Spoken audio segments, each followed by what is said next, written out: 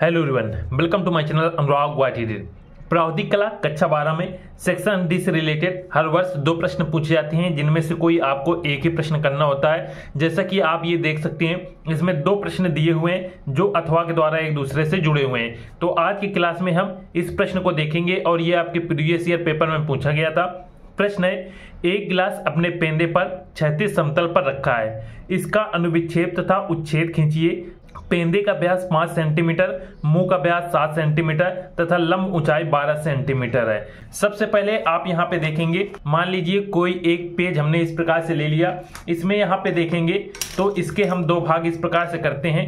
एक पटरी की सहायता से एक रेखा यहाँ पे खींचते हैं सीधे, और एक यहाँ पे ऊपर रेखा खींचेंगे। इस प्रकार से ये रेखा खींच दी। नीचे का जो भाग है इसे हम यहाँ पे क्षैतिज तल बोलेंगे, और ऊपर का जो भाग है इसे हम ऊर्ध्वाधर समतल कहेंगे।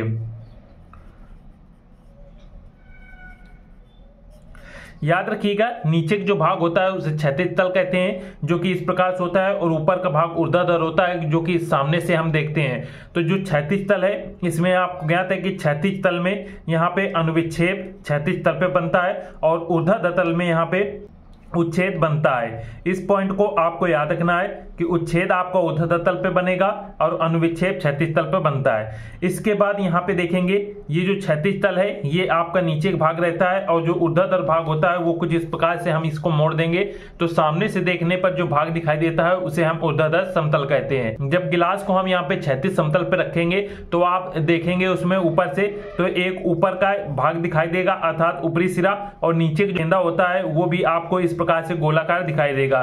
क्षैतिज समतल पर यह भाग दिखाई देगा, और यही गिलास को अगर आप सामने से देखेंगे तो ये गिलास में कुछ इस प्रकार से आकृति, आपको एक ये लाइनिंग बाहरी लाइन दिखाई देगी, एक ये लाइन दिखाई देगी, और ऊपर का भाग जो है वो इस प्रकार से नजर आएगा। इस प्रकार से इसमें कुछ कार्य करेंगे कि क्षैतिज समतल पे हमको इस प्रकार से कार्य करना है और ऊर्ध्वाधर समतल पर इस प्रकार से।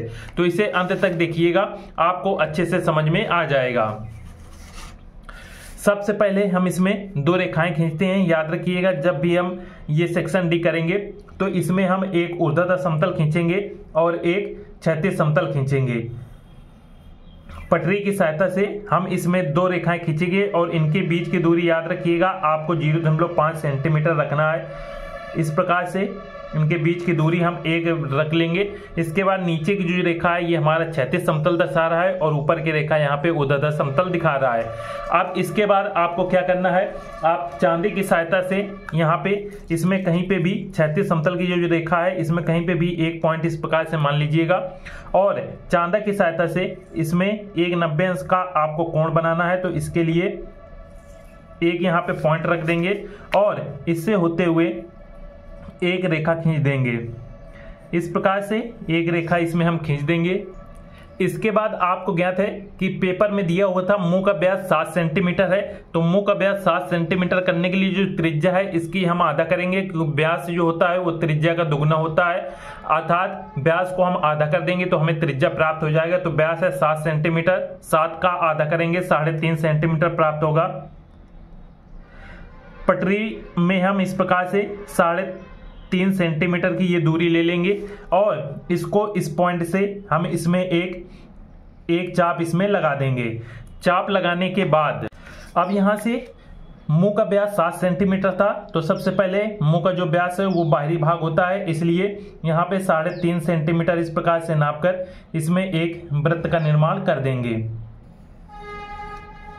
ये काफी बड़ा चित्र रहेगा, क्योंकि इसमें जो साइज है वो काफी दे रखा है।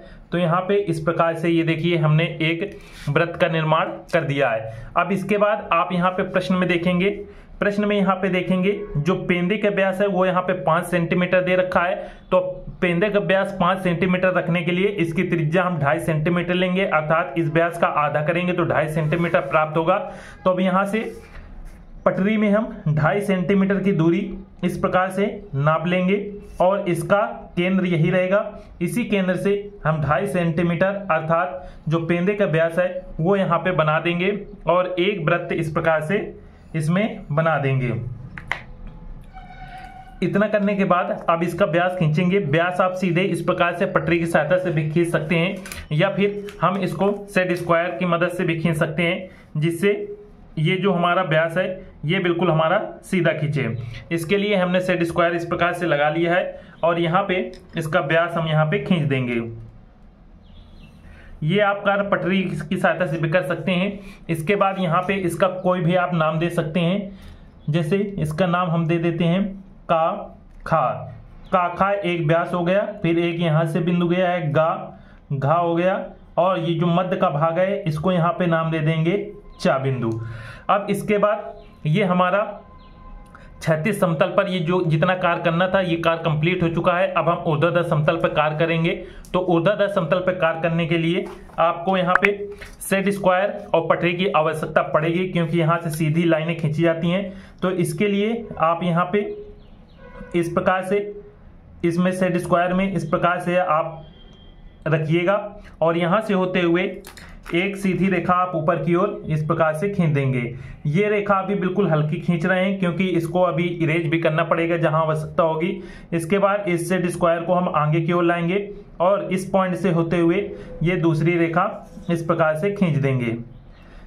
इसके बाद नेक्स्ट भाग पे आएंगे यहाँ पे, और यहाँ पे सेट स्क्वायर रखेंगे और यहाँ से होते हुए एक सीधी रेखा इस प्रकार से खींच देंगे और लास्ट में इस पॉइंट से होते हुए एक सीधी रेखा खींच देंगे। ये कार्य आप बिना सेट स्क्वायर के भी कर सकते हैं। इसमें बस आपकी लाइनें जो हैं ये यहाँ पे सीधी होनी चाहिए। साथ में ये जो हमारा सेंटर पॉइंट था इसको भी हम ऊपर की ओर इस प्रकार से बढ़ा देंगे। उसके बाद जहां आवश्यकता होगी उन रेखाओं को हम इरेज कर सकते हैं। अब इतना करने के बाद आप यहाँ पे देखेंगे कि यहाँ पे ऊंचाई दी हुई थी लंब ऊंचाई 12 सेंटीमीटर। तो जब भी ये कार्य आप गिलास आपको पता है गिलास की आकृति कुछ इस प्रकार से बनती है, नीचे का भाग इस प्रकार से हो जाएगा और ऊपर का भाग ये इस प्रकार से रहेगा। तो ये हमने नीचे का जो भाग है ये हमने क्षैतिज समतल पे बना लिया है, ऊपर का भाग बनाना है। तो इसकी जो लंब ऊंचाई है ये 12 सेंटीमीटर है, अर्थात ये जो रेखाएं रहेंगी ये 12-12 सेंटीमीटर की रहेंगी। तो सबसे पहले इसमें पटरी की सहायता से आप 12 सेंटीमीटर की दूरी नाप लेंगे। याद रखिएगा 12 सेंटीमीटर आप देख सकते हैं कितना बड़ा होता है कि यहाँ पे पटरी में बहुत ज़्यादा जाएगा और ये हमारे पेज से ऊपर चला जाएगा। इसलिए यहाँ पे हम एक 12 सेंटीमीटर न नाप कर जितना आपको दिख जाए इतनी दूरी हम यहाँ पे ले लेते हैं। इस प्रकार से 12 की जगह यहाँ पे हम 6 सेंटीमीटर ले रहे हैं, किंतु आप ध्यान रखना एग्जाम में ये दूरी आपकी 12 सेंटीमीटर ही होनी चाहिए और वहाँ पे पेज इतना बड़ा होता है कि आप आसानी से वहाँ पे सभी कार्य कर सकते हैं। और यहाँ पे यदि हम 12 सेंटीमीटर लेते हैं तो आपके पूरे स्क्रीन में नहीं आएगा। तो इस प्रकार से 12 सेंटीमीटर न लेकर हमने ये दूरी 6 सेंटीमीटर ले ली है और इसको इस पॉइंट पे रखेंगे और यहाँ से ऊपर की ओर एक चाप लगा देंगे। ये देखिए इस रेखा पे नहीं आ रहा, तो इस रेखा को ऊपर की ओर और हम बढ़ा लेंगे इस प्रकार से पटरी की सहायता से, और इस रेखा को भी थोड़ा सा ऊपर की ओर बढ़ा लेंगे। इसके बाद यही 6 सेंटीमीटर जो दूरी ली थी अर्थात लंब ऊंचाई जो 12 सेंटीमीटर थी वही नापकर हम यहाँ पे इस प्रकार से कट कर देंगे। कट करने के बाद ये देखिए हमें यहाँ पे रेखाएं प्राप्त हो जाएंगी जो कि गिलास का बाहरी भाग रहेगा, जो कि हमारी लंब ऊंचाई रहेगा। तो इस रेखा को हम डार्क कर देंगे और इस रेखा को भी यहाँ पे डार्क कर देंगे इस प्रकार से। इसके बाद ऊपर का ये जो भाग है इसको यहाँ पे हम सीधी रेखा की मदद से मिला देंगे, क्योंकि गिलास का जो ऊपरी भाग होता है वो देखेंगे तो इसका सिरा बिल्कुल एक लाइन के तरीके इस प्रकार से आपको नजर आएगा।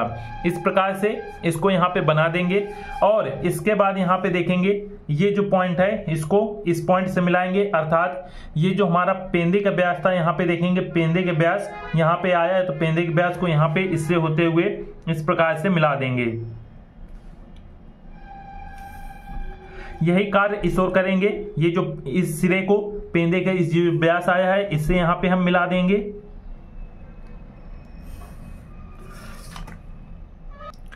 इसके बाद ये जो हमारी मध्य की रेखा थी इसको हम ऊपर की ओर ले जाएंगे और इसके जो ये सिरा है इसमें यहाँ पे इस प्रकार से मिला देंगे। मिलाने के बाद आप देखेंगे यहाँ पे कुछ लाइनें हमारी एक्स्ट्रा हो गई हैं, जैसे ये लाइन है तो इसको हम इरेज कर देंगे क्योंकि ये लाइन ऊपर तक नहीं जाती है। इस प्रकार से ये कार्य होगा। अब इसका यहाँ पे नाम डालना है, तो नाम आप किस प्रकार से यहाँ पे डालेंगे, तो याद रखिएगा जब भी नाम डालें तो नीचे यहाँ पे का नाम है इसका, तो ये रेखा देखिए यहाँ पे ये पॉइंट आएगा, तो का यहाँ पे है तो इसका नाम यहाँ पे दे देंगे का डैश। इसके बाद गा यहाँ पे नाम है तो ये यहाँ पे आया है तो इसको यहाँ पे नाम दे देंगे गा डैश। चा यहाँ पे है तो इसका सेंटर पॉइंट आपका यहाँ पे रहेगा, तो इसका नाम यहाँ पे दे देंगे चा पॉइंट।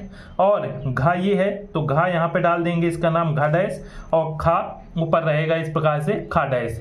इसके बाद ये आपका चित्र कंप्लीट हो गया है। अब इसकी ऊंचाई दर्शाने के लिए आप यहाँ पे इस प्रकार से आप यहाँ पे 12 सेंटीमीटर इसकी ऊंचाई लिख देंगे। और इसका देखेंगे ये जो मुंह का व्यास था ये था आपका पूरा 7 सेंटीमीटर, तो ये मुंह का व्यास यहाँ पे आप पटरी की सहायता से इस प्रकार से नीचे लिख सकते हैं। इसको हम ऊपर थोड़ा कर रहे हैं जिससे आपको यहाँ पे समझ में आ जाए। इस प्रकार से ये जो दूरी थी ये आपकी दूरी थी यहाँ पे मुंह का व्यास 7 सेंटीमीटर, तो पटरी की सहायता से ये आप इस प्रकार से यहाँ पे 7 सेंटीमीटर लिख देंगे।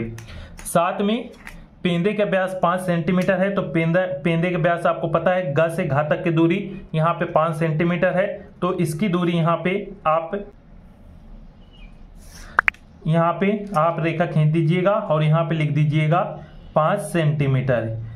इस प्रकार से आप देखेंगे जो आपका प्रश्न था वो कंप्लीट होता है। इसे पूरा स्क्रीन में आप देख लीजिएगा। और यहाँ पे देखेंगे आपका प्रश्न था गिलास अपने पेंदे पर क्षैतिज समतल पर रखा है, तो ये देखिए गिलास को हमने इस प्रकार से क्षैतिज समतल पर रख दिया है और यहाँ पे इसका अनुविच्छेद और उच्छेद बनाना है, तो इसका देखिए हमने यहाँ पे अनुविच्छेद और उच्छेद इसका बना दिया है। इसके बाद पेंदे का व्यास 5 सेंटीमीटर, मुंह का व्यास 7 सेंटीमीटर, लंब ऊंचाई 12 सेंटीमीटर रखना था, तो ये देखिए हमने कर दिया है। इसका जो मुंह का व्यास आप देखेंगे का से खा तक की दूरी आपकी 7 सेंटीमीटर रहेगी, तो ये 7 सेंटीमीटर हमने रखा है। और पेंदे के व्यास 5 सेंटीमीटर है, ग से लेकर घा तक की दूरी 5 सेंटीमीटर रहेगी। और लंब ऊंचाई इसकी यहाँ पे 12 सेंटीमीटर है, किंतु ये पूरे स्क्रीन में नहीं आ रहा था इसलिए हमने ये 6 सेंटीमीटर दूरी ली है और इसकी ऊंचाई यहाँ पे आप 12 सेंटीमीटर इस प्रकार से रखेंगे। इतना कार्य करने के बाद इस रेखा का यहाँ पे नाम जरूर दे दीजिएगा। ये या रेखा हो जाएगी, ये रा, और नीचे वाली रेखा ये पा और ये फा। ये आपका चित्र अब पूरा कंप्लीट हो जाता है। इतना आप कार्य करके आएंगे तो वहां पे आपको 16 नंबर मिलेंगे। सभी छात्र वीडियो को लाइक जरूर कर दीजिएगा और चैनल सब्सक्राइब जरूर कर लीजिएगा, जिससे सभी वीडियो की नोटिफिकेशन आपको मिलती रहे। मिलते हैं नेक्स्ट क्लास में। जय हिंद।